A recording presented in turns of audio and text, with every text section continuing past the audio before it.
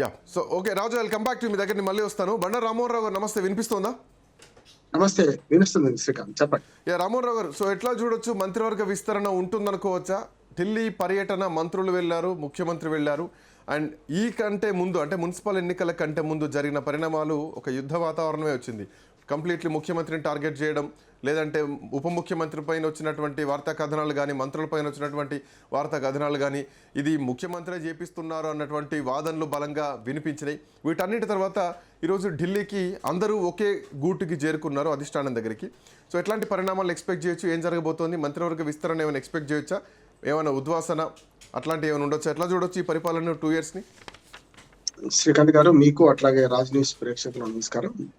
2 నిమిషాలు ఇంకొక out of the box నేను చెప్పే ప్రయత్నం చేస్తాను. ఎందుకంటే ఇప్పుడు అధిష్టానం అనేది జాతీయ పార్టీలకు ఎప్పుడు కూడా అధిష్టానం ఢిల్లీలో ఉంటుంది, లేకపోతే అధిష్టానం ఎక్కడ ఉంటే అక్కడికి పోవాల్సిందే. ప్రాంతీయ పార్టీలకు ఆ సమస్య ఉండదు. ఇప్పుడు కూడా ప్రాంతీయ పార్టీలు ఒక రకంగా ప్రైవేట్ ఆస్తులుగా మారిపోయి ఎవరైతే స్థాపిస్తారో వాళ్ళు నడిపిస్తారు. ఏం తేడా లేదు, దీనికైనా దానికైనా అధిష్టాన వర్గం ఒకటి ఉంటుంది. కానీ ఢిల్లీలో అధిష్టాన వర్గం ఉన్న కాంగ్రెస్ పార్టీ చూసుకుంటే గత దాదాపు స్వాతంత్రం వచ్చినప్పుడు ఇప్పటిదాకా కూడా అధిష్టానం నియంత్రించి ఈ రకంగా వర్గ పౌరులు ఉన్నా కూడా వాళ్ళ అధిష్టానం ఉంటే గాంధీ కుటుంబం తప్ప ఇంకోటి ఏం కాదని నిరూపించుకున్నారు ఇప్పటిదాకా. ఇప్పుడు అభ్యంతరం ఏంటంటే తెలంగాణ మంత్రివర్గం మొత్తానికి మొత్తం టోకును అక్కడికి వెళ్ళి మంత్రివర్గ సమావేశం జరపడం. మంత్రివర్గ సమావేశం అనుకుంటున్నారని చెప్పాలంటే ఇది బాగా అభ్యంతరకరంగా ఉన్నదంటున్నాను నేను. బీఆర్ఎస్ వాళ్ళ చెప్పులో కాలు పెట్టిన వాళ్ళు రకరకాలుగా అన్నారు, హామీల గురించి అడగమంటున్నారు, లేకుంటే రకరకాలుగా అంటున్నారు. కానీ ఏమంటున్నారు అంటే ఒక తెలంగాణ సగటు పౌరుడిగా జనరల్ గా ఆలోచన చేస్తే, ఇంక్లూడింగ్ కాంగ్రెస్ పార్టీలో ఉన్న కొంత ముఖ్యమైన నాయకులు కూడా అతను మాట్లాడింది ఏంటంటే, వాళ్ళు బయట పడరు కదా, వాళ్ళంటూ నిన్నటి కరెక్టే కాదు, ఒక రకంగా ఎదుటి వారికి అవకాశం ఇచ్చినట్టే కదా, వాళ్ళకు ఆయుధం ఇచ్చినట్టే కదా ప్రతిపక్షాలకు అనే మాట వస్తున్నది. ఎందుకంటే మంత్రివర్గ సమావేశాలు ఎప్పుడు 5గురినో 3గురినో 4గురినో గతంలో ముఖ్యమంత్రి ఉప ముఖ్యమంత్రి లేకుండా కీలకమైన మంత్రులు పోయిన సందర్భం ఉంది, కాదట్లేదు. ఏది అక్కడ సమీక్ష. కానీ మొత్తం మంత్రివర్గాన్ని షిఫ్ట్ చేసి అక్కడికి సమీక్ష జరపడం అనేది ఒక రకంగా తెలంగాణ సమాజం జీర్ణించుకోలేకపోతుంది అంటున్నాడు. అంటే గతంలో కేసీఆర్ గారు కదా అప్పుడేదో ఎన్నికల ప్రచారంలో అన్నారు కదా, ఢిల్లీకి రూట్ పడుతుంది అంటే ఇప్పుడు 67-68 సార్లు రేవంత్ రెడ్డి గారు పోయి వచ్చారు కదా, ప్రతి నిర్ణయం ఎక్కడి నుంచి చెప్పాల్సి వస్తున్నది. కాదంటలేదు, జాతీయ పార్టీలకు అధిష్టానం ఎక్కడ ఉంది అక్కడికి పోవాల్సింది, కాదంటలేదు. కానీ మంత్రివర్గం టోకన్ అక్కడికి పోయి ఓ మీటింగ్ పెట్టడం అనేది మాత్రం మొట్టమొదటిసారి దేశ చరిత్రలో ఇప్పటిదాకా లేదనుకుంటున్నాను. అయితే నాకు తెలిసి 50 ఏళ్ల రాజకీయాల్లో చూస్తే ఎప్పుడు కూడా మంత్రివర్గాన్ని పిలిపించి మాట్లాడే సందర్భం కనపడ్డాయి. దీనికి 2 కారణాలు. ఈ కలయికను మీరు అన్నారు దేశ చరిత్రలో ఇట్లాంటి జరగాలి అని చెప్పేసి, అంటే అదే చరిత్రలో బలమైనటువంటి నాయకులు ఉన్నప్పుడు ఉన్నటువంటి ప్రభుత్వ పనితీరు, పార్టీ పనితీరు వేరు. సో ఇప్పుడు మీరు అనేటువంటి మాట కనెక్ట్ అయ్యేటువంటి విధానం వేరు. సో ముఖ్యమంత్రి బలహీనంగా ఉన్నారా? పార్టీ అధినాయకత్వం బలహీనంగా ఉందా రాష్ట్రంలో? సో పగ్గాలన్నీ ఢిల్లీలోనే ఉన్నాయా? పగ్గాలు ఢిల్లీలోనే ఉన్నాయి, గతంలో కేసీఆర్ చెప్పిన మాటే నిజం అవుతోందని చెప్పేసి మీ మాటల్లో కనిపిస్తుంది.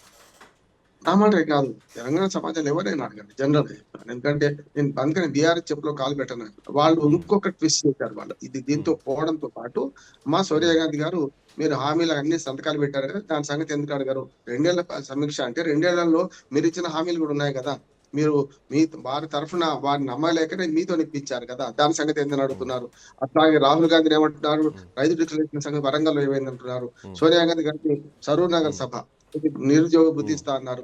మరి బీసీ డిక్లరేషన్ సిద్ధరామయ్య గారు మన పార్టీ మన ముఖ్యుడు కదా, ఆయన వచ్చారు ఏది మనకు కామారెడ్డి డిక్లరేషన్ అప్పుడు. మరి ఈ 4గురిని ప్రశ్నించారు ఆయన. అందుకని ఏమంటున్నా, ప్రతిపక్షాలు పట్టిన వేరు. తెలంగాణ సమాజంలో ఎవరినైనా అడగండి, లేదనుకుంటే కాంగ్రెస్ పార్టీలోని సీక్రెట్ గా ఒక సర్వే చేయండి, వాళ్ళు ఏమనుకుంటారు. మా మంత్రివర్గం మొత్తం తల వంచి అక్కడ పోయి కూర్చున్నది కదా అనే మాట వస్తుందా రాదంటారా? నేను చెప్పాను కదా, ఆ పేర్లు చెప్పాను కానీ 2-3 కాంగ్రెస్ సీనియర్ నాయకులే అనేది రామ్మోహన్ రావు గారు మీలాంటి వాళ్ళన్నా నేను అనకపోతే ఎట్లా, మరి ఎట్లా అంటున్నారు అంటే కాంగ్రెస్ పార్టీలో కూడా ఇట్ సెల్ఫ్ అసంతృప్తి ఉన్నది. అది అంటే వ్యతిరేకులు కూడా కాదు, కాంగ్రెస్ పార్టీ కట్టర్ కాంగ్రెస్ వాదులు కాంగ్రెస్ పార్టీ అంటే మెడబోసుకుంటారు, సమస్య లేదు. కానీ అటువంటి వాళ్ళకు కూడా ఇప్పుడు ఏదైతే ఒక అవకాశం ఇచ్చినట్టయింది కదా నేను అంటున్నాను. నెంబర్ 1. 2, అక్కడ ఏం జరుగుతుంది, ఆయనను హస్తరికి పోవాలని పోయిన తర్వాత రాయబారం ఏం జరుగుతుంది అంటే, ఒకటి మంత్రుల పనితీరు మీద వాళ్ళను వేరువేరుగా చూసి కూర్చుని పెట్టి మాట్లాడతారని నేను అనుకుంటున్నాను. ఎందుకంటే చాలా మంది అవినీతి ఆరోపణలు వస్తున్నాయి కదా, అవినీతి ఆరోపణలు వచ్చిన మంత్రులు కూడా కట్టర్ కాంగ్రెస్ వాదుల మీద ఎందుకు వస్తున్నాయి, లేకపోతే మొదటి నుంచి కాంగ్రెస్ ఉన్న వాళ్ళ మీద ఎందుకు వస్తున్నాయి అనే మాట కూడా వస్తుంది. అంటే కాంగ్రెస్ లో 2 వర్గాలు ఉన్నాయి. ఒకటి రేవంత్ రెడ్డి వర్గం, మొదటి నుంచి ఉన్న కాంగ్రెస్ వర్గం, మూడోది ఫిరాయింపు వర్గం. మూడు వర్గాలు. అంటే మధ్యాహ్నం ఫిరాయింపు దాంట్లో. అందుకని ఈ మధ్యన రాజగోపాల్ రెడ్డి గారు అన్నారు కదా, నేనన్న మాట మీరన్న మాట కాదు కదా.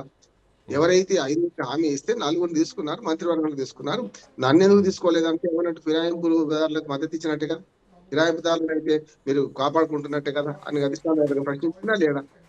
అంటే ఇప్పుడు ఈ 3 వర్గాలలో ఒకటి ఫిరాయింపుదారు, ఒకటి రెండో తెలుగుదేశం కాంగ్రెస్, మూడోది అసలు కాంగ్రెస్. అసలు కాంగ్రెస్, ఒసరు కాంగ్రెస్, మధ్యన ఫిరాయింపుల కాంగ్రెస్ 3 నడుస్తున్నాయి. ఈ దశలో అక్కడ జరిగేది ఏమంటున్నానంటే, ఒకటేమో ఈ మంత్రుల పనితీరు మీద సమీక్ష.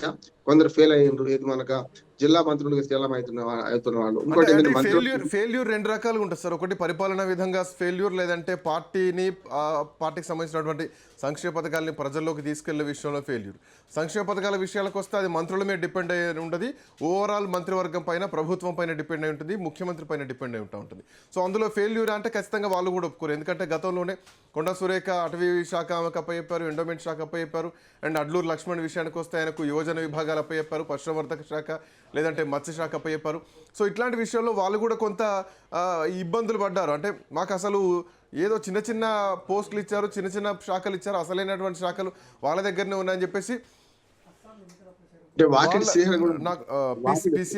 పీసీఆర్ నాకు ఏదో వాయిస్ ఓవర్లాప్ అవుతుంది. ఐ థింక్ రాజు వాయిస్ అనుకుంటా. Please cut that call. Vakiti Srihari గారు కూడా అదే అన్నారు శ్రీకాంత్, చూశారు కదా. హలో శ్రీకాంత్ గారు, వినొస్తుందా నా మాట?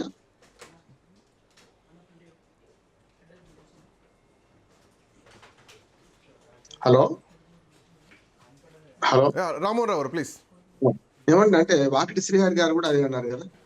ఇద్దరు మంత్రులు తర్వాత తీసుకున్నప్పుడు ఇక ఖచ్చితంగా అధిపతిని తీసుకున్నప్పుడు మనం ఏమనుకున్నాం, మైనార్టీ శాఖ అప్పచెప్తాను, అదే జరిగింది. అంతకని ఇంకా కొత్తగా ఏం జరగలేదు. ఎందుకంటే మైనార్టీ శాఖ అప్పచెప్తున్నారు ఇప్పటిదాకా.